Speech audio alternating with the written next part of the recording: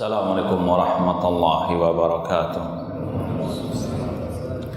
Innal hamdalillah nahmaduhu wa nasta'inuhu wa nastaghfiruh wa na'udzu billahi min syururi anfusina wa min sayyiati a'malina. Man yahdihillahu fala mudhillalah wa man yudlil fala hadiyalah. Ashhadu an la ilaha illallah wahdahu la syarikalah wa ashhadu anna Muhammadan abduhu wa rasuluh. Ya ayyuhalladzina amanu taqullaha haqqa tuqatih wa la tamutunna illa wa antum muslimun. Ya ayyuhan nasu taqu rabbakumul ladzi khalaqakum min nafsin wahidah wa khalaqa minha zawjaha wa batha minhuma rijalan katsiran wa nisaa wattaqullaha alladzi tasaaluna bihi wal arham innallaha kana 'alaikum raqiba. Ya ayyuhalladzina amanu taqullaha wa qulu qawlan sadida yuslih lakum a'malakum wa yaghfir lakum dhunubakum wa may yuti'illaha wa rasulahu faqad faza fawzan 'azima. Amma ba'd, fa inna asdaqal hadithi kitabullah wa khairal hadi hadi Muhammadin sallallahu alaihi wasallam wa syarrul umuri muhdatsatuha wa kullu muhdatsatin bid'ah wa kullu bid'atin dhalalah wa kullu dhalalatin finnar. Ma'asal muslimin, ikhwani fillah wa akhwati, bapak-bapak, ibu-ibu, saudara-saudariku rahimani wa rahimakumullah.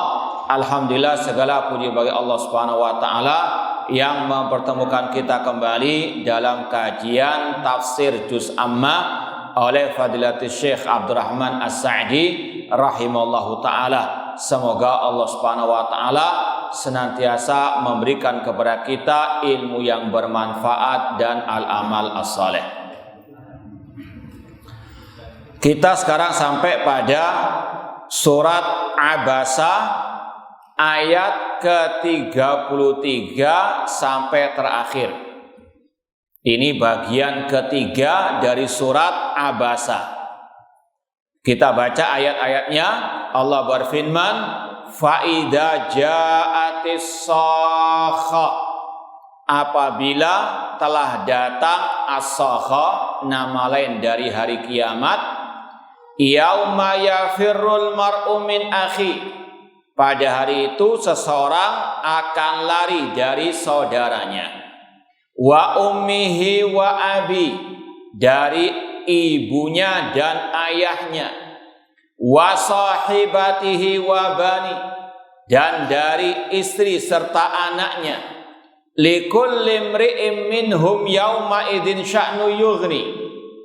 Setiap orang dari mereka pada hari itu sibuk dengan urusannya masing-masing. Wujuhu yauma idzin musfirah. Pada hari itu ada wajah yang berseri-seri. Dhahikatum mustabsyirah, tertawa lagi bergembira. Wa wujuhu yauma idzin 'alaiha ghabara. Dan pada hari itu ada pula wajah-wajah yang tertutupi oleh debu. Tarhaquha qatara, tertutupi oleh kegelapan. Ulaika humul kafaratul fajarah. Merekalah orang-orang kafir yang fajir. Ma'asal muslimin, ikhwani fillah wa akhwati rahimani wa rahimakumullah. Kalau kita kembali kepada ayat-ayat sebelumnya, atau khususnya bagian kedua dari surat Abasa, kata para ulama, Allah sebelum mengatakan fa'idza ja'atis sakha, Allah telah menjelaskan bagaimana kekuasaannya dalam menciptakan manusia. Qutilal insanu ma akfara min ayyi syai'in khalaqa min nutfatin khalaqahu faqaddar. Allah menjelaskan bagaimana Allah menciptakan manusia dari air sperma.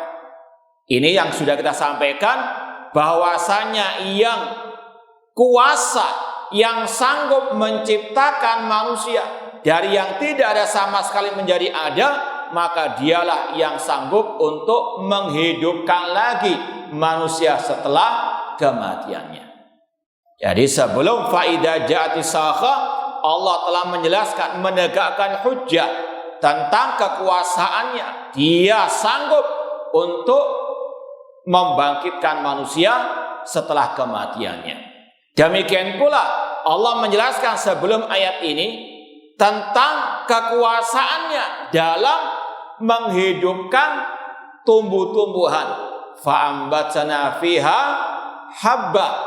Dan ini sudah kita sampaikan, Allah sanggup untuk menumbuhkan tumbuhan, mengeluarkan tumbuhan dari bumi tanah yang mati, yang kering kerontang. Itu juga tersirat makna Allah yang sanggup menciptakan atau menghidupkan manusia setelah kematiannya. Setelah Allah menegakkan hujjah tersebut, Allah pun menyatakan faida ja'ati as-sakha. Demikian pula kata para ulama, Allah Subhanahu wa taala sebelum mengatakan faida ja'ati sakha, Allah telah menjelaskan kepada manusia bahwasanya manusia itu dalam kehidupannya tidak hanya hidup di dunia. Seperti yang kita sampaikan tadi, Allah mengatakan min ayyi syai'in khalaqa min nutfatin khalaqahu faqaddara. Ini tentang kehidupan manusia di dunia. Setelah itu Allah mengingatkan masih ada kehidupan yang lain, yaitu kehidupan di alam akhir, yang manusia wajib untuk merenungkan bahwasanya dia sekali lagi di dunia itu sementara. Harus dia mempersiapkan, membekali dirinya untuk perjalanan kehidupan yang kekal abadi, kehidupan akhirat. Jadi itu kata ulama, hubungan antara bagian kedua dari surat Abasa dengan bagian yang ketiga, faida ja'atis sakha, apabila telah datang as-sakha. Ini kita katakan tadi, ini adalah salah satu nama dari apa? Nama hari kiamat. Sudah kita sampaikan, nama hari kiamat itu banyak, dan itu menunjukkan tentang keagungannya, kedahsyatannya. Adapun penamaannya dengan as-sakha, ini dari segi bahasa, dan sudah kita sampaikan, semua nama-nama hari kiamat itu karena berkaitan dengan makna dalam segi bahasanya. Seperti yang kita sampaikan kemarin, surat An-Nazi'at, faida ja'ati at-tamatul kubra. Kenapa hari kiamat dinamakan at-tamah? Ada yang tahu? Apa makna at-tamah dalam segi bahasa? Nah, buka-buka lagi lembarannya. Nah, dimurajaah lagi. Nah, ada yang ketemu? Kenapa dinamakan hari kiamat dengan at-tamah? Dari kata-kata apa? Hah? Iya, dari tamma yatimu artinya amma ya'um. Karena hari kiamat kedahsyatannya meliputi segala makhluk di langit maupun di bumi.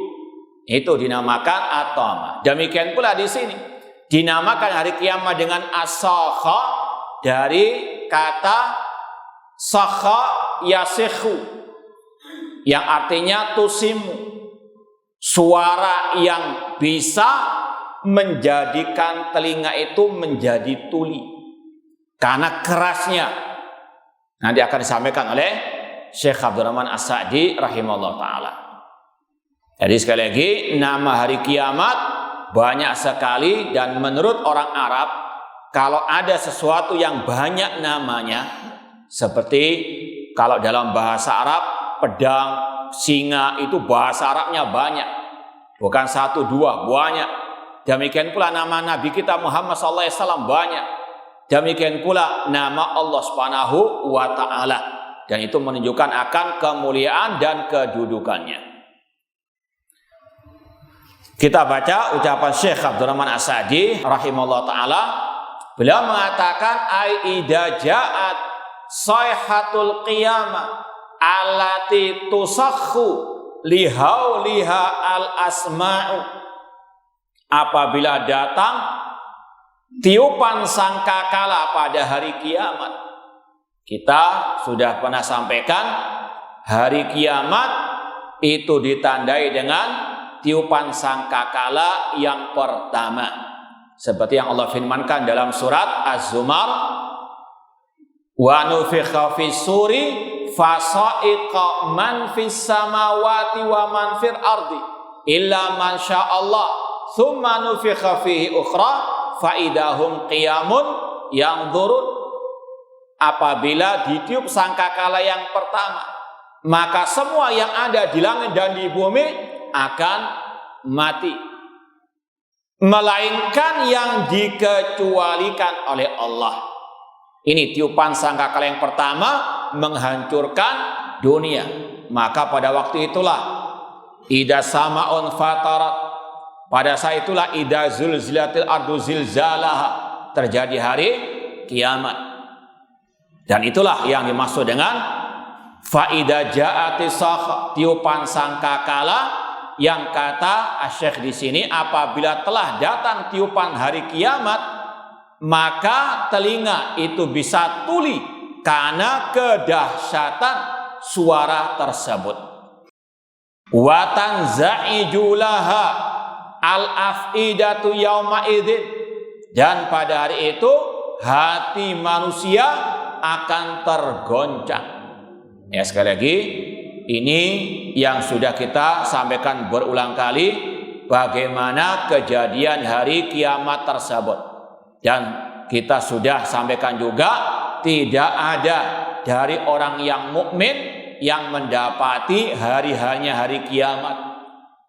Kata Rasulullah SAW, min syirarin nas man tudrikumus sa'atu wa hum ahya.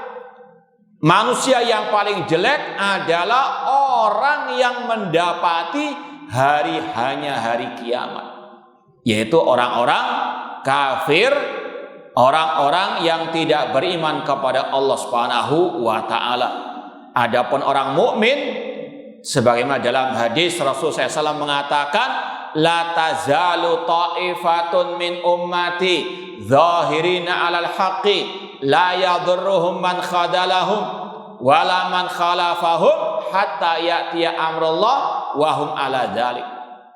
Senantiasa akan ada sekelompok dari umatku yang tegak di atas kebenaran, tidak mencelakakan mereka orang yang mencampakkan mereka, membuli, mencaci maki, memusuhi, menyelisih mereka sampai datangnya amrullah.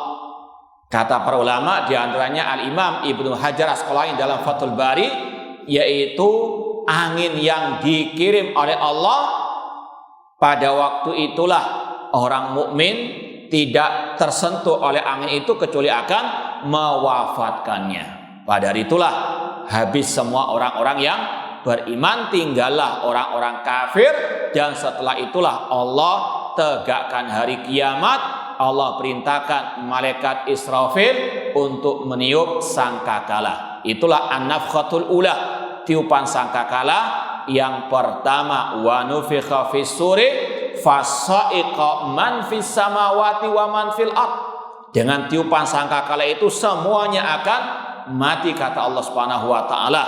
Itu karena lihauliha, karena kerasnya, karena dahsyatnya suara tiupan sangkakala tersebut. Kemudian kata beliau, mimma yaron nas minal ahwal wa syiddatil haja lisalifil a'mal. Manusia tergoncang hati mereka karena melihat kedahsyatan hari kiamat. Apalagi insyaallah akan kita lewati juga surat At-Takwir, Al-Infitar, Al-Insyiqaq. Ini semuanya berkaitan dengan kejadian-kejadian hari kiamat. Idza syamsu kuwirat, apabila matahari digulung oleh Allah Subhanahu wa taala, wa idan nujumun kadar, apabila bintang berjatuhan. Sama dengan surat Al-Infitar, idza samaun fatarat wa idal kawakibun tatharat wa idal biharu sujirat, dan seterusnya. Itu semuanya kejadian-kejadian pada hari kiamat. Maka pada waktu itulah manusia tergoncang hati mereka. Dan demikian pula dikarenakan manusia sangat amat butuh dengan amal salehnya, amal kebaikannya di dunia. Dia balil insanu ala nafsihi basirah. Manusia tahu tentang dirinya, bagaimana kedahsyatan hari kiamat, dan dia merasa sangat amat kurang amal perbuatan baiknya. Maka sekali lagi, di antara hikmah mempelajari ayat-ayat ini untuk juga memotivasi kita memperbanyak bekal menuju negeri akhirat. Ya, terutama kita ingatkan sekarang ini kita sudah masuk tanggal 1 Al-Muharram, yang mana Rasul SAW mengatakan ini adalah bulan mulia, bulan yang selayaknya dimakmurkan dengan amal saleh, dan untuk kita lebih semangat lagi beramal yang ikhlas, ittiba kepada sunnah, dan sekaligus lebih bersemangat meninggalkan yang diharamkan oleh Allah Subhanahu wa taala. Rasul mengatakan afdalus siyam ba'da Ramadan siyamu syahrillahi al-muharram. Kata Rasulullah, afdalus siyam ba'da Ramadan siyamu syahrillahi al-muharram. Semulia-mulia puasa setelah puasa Ramadan, puasa di bulannya Allah, yaitu Al-Muharram. Kata para ulama, Rasul mengatakan bulan Al-Muharram ini bulannya Allah. Ini menunjukkan litasyrif, pemuliaan terhadap bulan ini. Seperti kalau kita menyebut masjid dengan istilah Baitullah, rumahnya Allah. Ini dalam segi bahasa Arab litasyrif, menunjukkan akan kemuliaan masjid. Maka sama dengan bulan Al-Muharram, ini bulan yang dimuliakan oleh Allah Subhanahu wa taala dan juga Rasul sallallahu alaihi wasallam. Dan ini sekaligus juga membantah sebagian dari kelompok kaum muslimin atau manusia yang menganggap bulan ini bulan yang sial. Ini adalah ucapan keyakinan yang sangat bertentangan dengan akidah Islam, yang bertentangan dengan qala Allah wa qala Rasul sallallahu alaihi wasallam. Bahkan lebih dari itu, menganggap sesuatu mendatangkan kesialan itu bentuk syirik kepada Allah. Sebagaimana kata Rasul, at-tiyaratu syirkun, at-tiyaratu syirkun. At-tiyara itu menganggap sial sesuatu, baik itu bulan surah ataupun nomor 13 atau rumah susah dan seterusnya. Itu kata Rasul adalah keyakinan yang syirik. Yang mengatakan demikian bukan kita, Rasul SAW. Dalam hadis yang sahih Rasul mengatakan at-tiyaratu syirkun, at-tiyaratu syirkun. Dan Rasul juga mengatakan la adwa wala tiyara wala hama wala safar. Rasul mengatakan tidak ada penyakit yang menular dengan sendirinya, tidak ada tiara, tidak ada sesuatu yang mendatangkan kesialan, wala hama, tidak ada burung hantu yang mendatangkan kesialan, wala safar, tidak ada bulan safar yang mendatangkan kesialan. Ini sabda Rasulullah SAW. Maka tidak sepatutnya bagi seorang muslim memiliki keyakinan bulan ini bulan yang mendatangkan kesialan. Naudzubillahi min dzalik. Dan dari ucapan itu pula kata para ulama ada unsur melecehkan Allah, menyakiti Allah. Karena Rasul pernah bersabda dalam hadis yang sahih, dalam hadis qudsi, Allah berfirman, yu'dhini ibnu Adam yasubbud dahra wa ana dahru uqallibul laila wan nahar. Kata Rasul dalam hadits qudsi, Allah berfirman, yu'dhini ibnu Adam, ada anak Adam manusia yang menyakiti diriku. Kenapa? Karena dia mencela waktu. Di antaranya tadi menganggap sial bulan Al-Muharram ini, atau dengan nama lain bulan surah kata mereka. maka ini bentuk melecehkan, menyakiti Allah. Sedangkan Allah mengatakan tadi, wa ana ad-dahru, akulah yang menciptakan waktu, akulah yang mengatur waktu, aku yang membolak-balikan siang dan malam. Maka sekali lagi, seorang muslim wajib meyakini bulan ini bulan yang dimuliakan oleh Allah, maka kewajibannya memuliakan bulan ini sesuai dengan ajaran Allah dan Rasul sallallahu alaihi wasallam, dengan melaksanakan kewajiban-kewajiban seperti sholat 5 waktu. Demikian pula hal-hal yang disunahkan seperti tadi puasa ya secara umum meskipun tidak 1 bulan penuh. Demikian pula yang lebih ditekankan lagi, puasa tanggal 9 dan 10 Al-Muharram. Rasul mengatakan puasa Asyura tanggal 10 Al-Muharram, aku mengharapkan kepada Allah bisa menghapuskan dosa yang telah lalu. Dan ketika Rasul dikatakan orang Yahudi juga puasa tanggal 10 Al-Muharram, maka Rasul mengatakan in kanal amul mukbil sumna yaumat tasi', jika ada umur panjang tahun depan kita akan puasa tanggal 9 Muharramnya juga.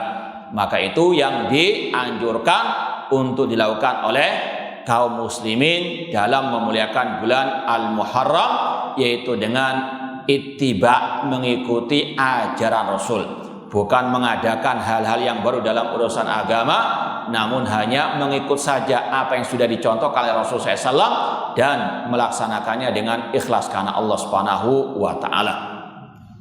Masal muslimin ikhwani fillah wa akhwati rahimani wa rahimakumullah, ini sekedar mengingatkan lagi sekali lagi masalah memuliakan bulan Al-Muharram. Ini semuanya dalam rangka mempersiapkan hari yang sangat dahsyat, yang sangat mengerikan, Yaumul Al-Qiyamah.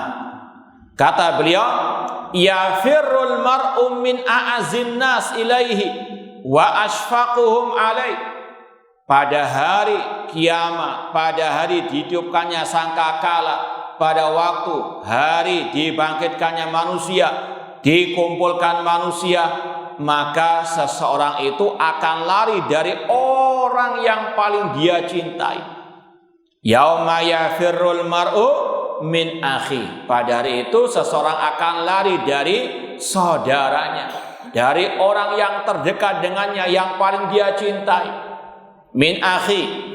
Kata para ulama, Allah Subhanahu wa taala menyebutkan min akhihi terlebih dahulu sebelum min abihi wa ummi.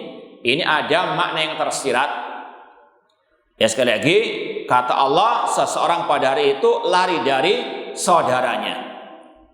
Wa ummihi wa abi, dari ibu dan ayahnya. Kenapa kau disebut amin akhihi terlebih dulu sebelum min ummihi wa abi? Karena secara umum yang sanggup membantu manusia itu adalah saudaranya.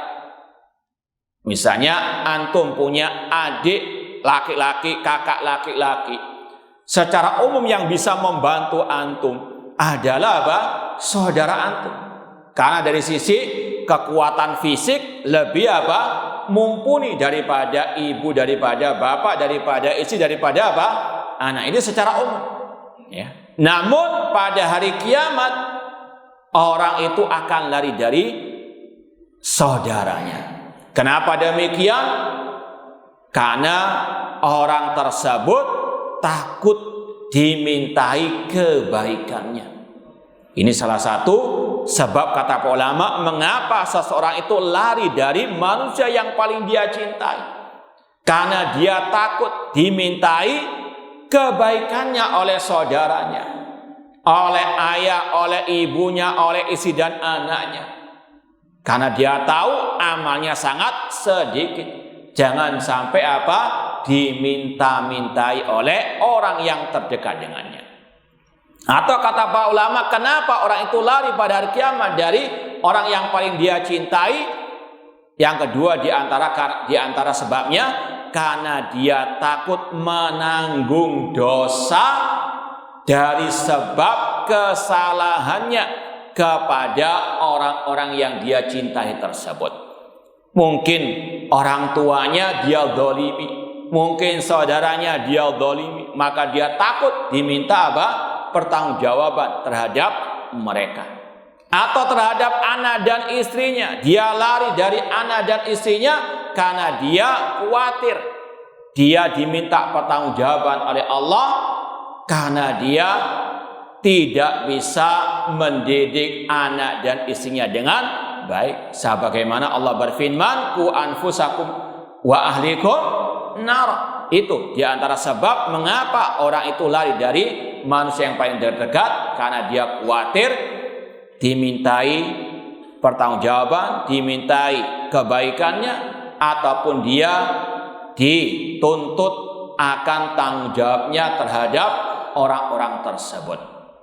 Atau sebagai ulama mengatakan, kenapa orang itu lari dari saudaranya, ibu dan ayahnya, istri dan anaknya? Karena khawatir dia melihat orang-orang tersebut dihinakan oleh Allah di hari kiamat. Artinya tidak tega kalau melihat orang-orang tersebut. Ataupun dia khawatir dia dihinakan di hadapan orang-orang yang dia cintai. Itu yang disebutkan oleh para ulama, kenapa yafirul mar'u min akhi. Ma'asal muslimin ikhwani fillah wa akhwati rahimani wa rahimakumullah. Dan dari sini pula ada pelajaran berharga bagi kita, yaitu kewajiban kita yang pertama, ku anfusakum dahulu, jagalah diri kalian. Makanya dalam Islam tidak boleh kita mentaati siapapun dalam kemaksiatan kepada Allah, bahkan kepada orang tua kita sendiri. La ta'ata li makhlukin fi ma'siyatil khaliq. Tidak ada ketaatan kepada makhluk dalam memaksiati al-khaliq. Maka ketaatan kita hanya kepada Allah dan Rasulullah sallallahu alaihi wasallam. Kalau orang yang paling terdekat dengan kita, kita lari dari mereka. Apalagi dari yang jauh dari kita, baik sahabat, mungkin guru ataupun murid, semuanya mempertanggungjawabkan apa? Dirinya masing-masing. Maka jangan sampai di dunia hanya mengekor kepada orang-orang yang menyuruhnya kepada kebatilan, kepada kesesatan, kepada hal-hal yang menyimpang. Atau takut dia dibuli, takut nggak punya teman di dunia karena dia berpegang teguh dengan kebenaran. Tidak perlu apa? Kita terlalu memikirkan mereka. Kenapa pada hari kiamat mereka nggak bermanfaat bagi kita? Yang kita bawa amal kita masing-masing. Jangankan orang yang jauh kekerabatannya dengan kita, sekali lagi orang yang terdekat dengan kita nggak bermanfaat bagi kita. Yauma yafirul mar'u min akhi. Maka ku anfusakum, jaga diri kalian. Nggak usah mikir orang lain selama kita sudah di atas al-haq. Kata Allah, yauma yafirul mar'u min akhi wa ummihi wa abi wa sahibatihi wa bani. Wa dzalika li'annahu likulli imri'in minhum yauma idzin sya'nu yughni. Karena pada waktu itu setiap orang dari mereka memikirkan, menyibukkan dirinya masing-masing. Apalagi kalau kita ingat bagaimana sabda Rasulullah sallallahu alaihi wasallam, tuhsyaruna yaumal qiyamah hufatan uratan ghurlan. Kalian akan dibangkitkan, dikumpulkan pada hari kiamat dalam keadaan telanjang bulat, tidak beralas kaki, tidak dikhitan. Kemudian kata Aisyah radhiyallahu anha, "Anduru an-nisa'u ar-rijal." Kata Rasulullah SAW, "Al-amru asyaddu min dzalik." Perkaranya, keadaannya lebih dahsyat dari hanya sekedar seseorang melihat kepada aurat lawan jenisnya. Likulli imri'in minhum yauma idzin sya'nu yughni. Apalagi kata Rasulullah SAW juga, matahari pada waktu itu dekat dengan kepala mereka, hanya 1 mil dengan kepala mereka. Sebagian mereka ada yang tenggelam dengan keringat mereka. Semuanya sesuai dengan amal perbuatan masing-masing. Bahkan pada waktu itu manusia mendatangi para anbiya, mendatangi Nabi Adam, meminta bantuan kepada Nabi Adam agar segera diputuskan perkara mereka oleh Allah Subhanahu wa taala.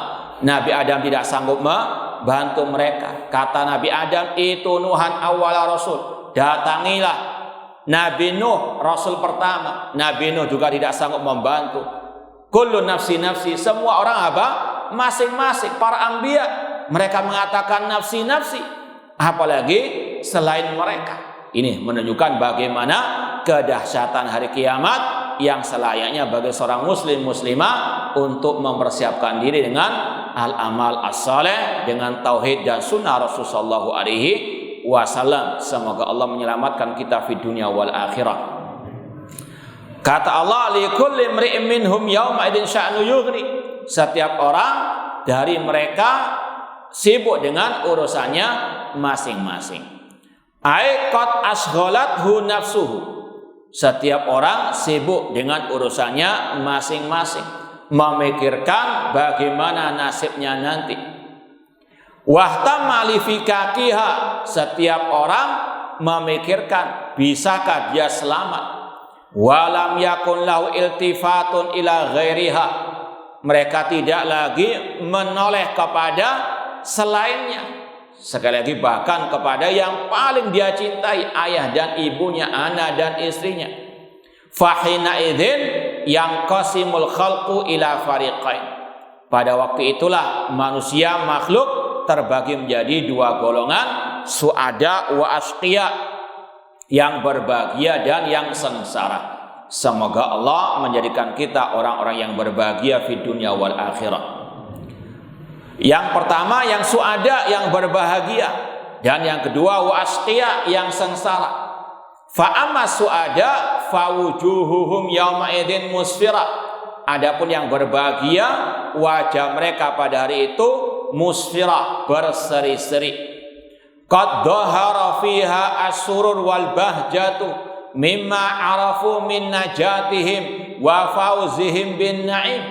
Karena mereka tahu tentang keselamatan mereka, mereka akan memperoleh kenikmatan dari Allah Subhanahu wa taala, dan itu nampak pada wajah mereka. Di dunia saja orang mendapatkan sedikit kebahagiaan nampak di wajahnya, apalagi kebahagiaan di akhirat.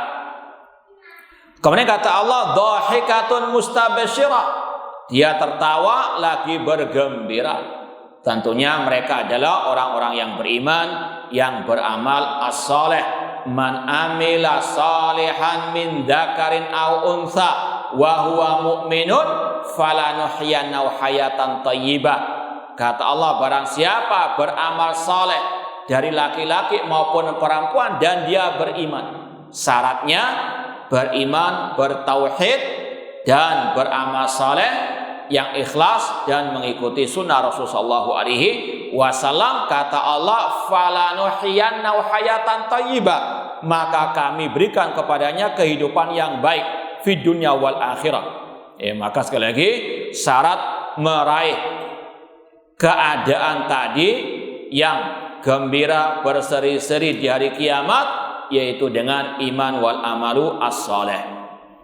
Kemudian kata Allah, wa wujuhun al-asqiya, dan ada pula wajah-wajah orang-orang yang sengsara, yauma idzin 'alaiha ghabara, pada waktu itu tertutupi wajah mereka dengan ghabara, debu.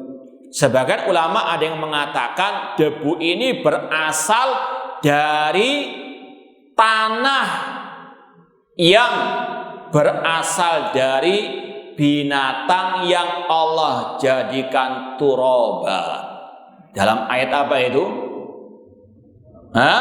Ya laitani kuntu turaba. Sebagian ulama mengatakan debu ini berasal dari tanah yang Allah katakan dalam akhir surat An-Naba, ya laitani kuntu turaba. Kata orang kafir, alangkah baiknya kalau aku menjadi tanah.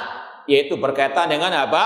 Binatang yang dikisos oleh Allah, diadili oleh Allah.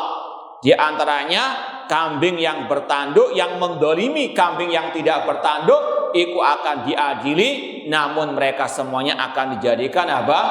Turaban, tanah. Tanah inilah yang akan terbang menjadi debu mengenai orang-orang kafir tersebut. Ya, kata Allah, yauma'idin 'alaiha ghabarah.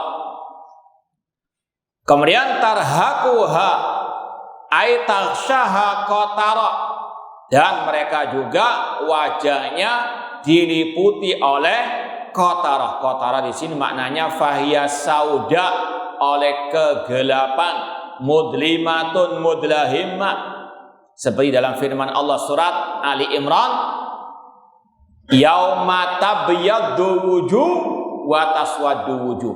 Allah mengatakan pada hari itu wajah mereka berseri-seri dan ada pula wajah yang hitam kelam.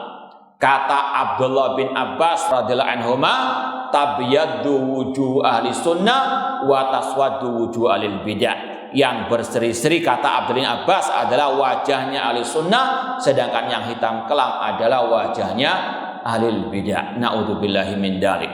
Intinya, kalau kita mau menggapai kebahagiaan di dunia wal akhirah, tidak ada jalan lain kecuali dengan at-tauhid dan as-sunnah, dengan iman wal amalu as-saleh. Qad aisat min kulli khairin, mereka telah putus asa dari segala bentuk kebaikan. Wa arafat syaqa'aha wa halakaha, mereka telah mengetahui, mereka telah merasa akan meraih kesengsaraan, akan mendapatkan siksa dari Allah Subhanahu wa taala. Ulaika alladzina bihadzal wasf humul kafaratul fajar. Yang Allah sifatkan tadi adalah al-kafara al-fajarah, orang-orang yang kafir yang fajarah, yang mereka berbuat kefajiran. Kata Syekh, ai alladzina kafaru bi ni'matillah, yaitu orang-orang yang kafir terhadap nikmat Allah.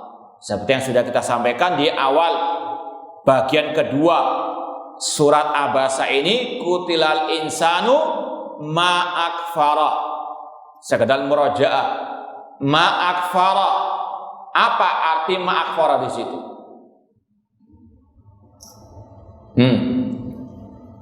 Ma ada berapa macam di situ?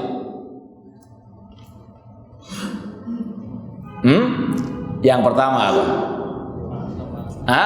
Ma'adzama kufrahum lita'ajjub, alangkah dahsyatnya kekafiran mereka, yaitu diantaranya mengkufuri nikmat-nikmat Allah Subhanahu wa taala. Dan Allah katakan kutilal insanu ma'akfara, telah dibinasakan manusia itu, yang dimaksud adalah orang-orang kafir yang mereka tidak mensyukuri nikmat Allah. Allah sudah mencurahkan berbagai macam bentuk kenikmatannya, namun mereka tidak mau beriman kepada Allah, mereka masih beribadah kepada selain Allah.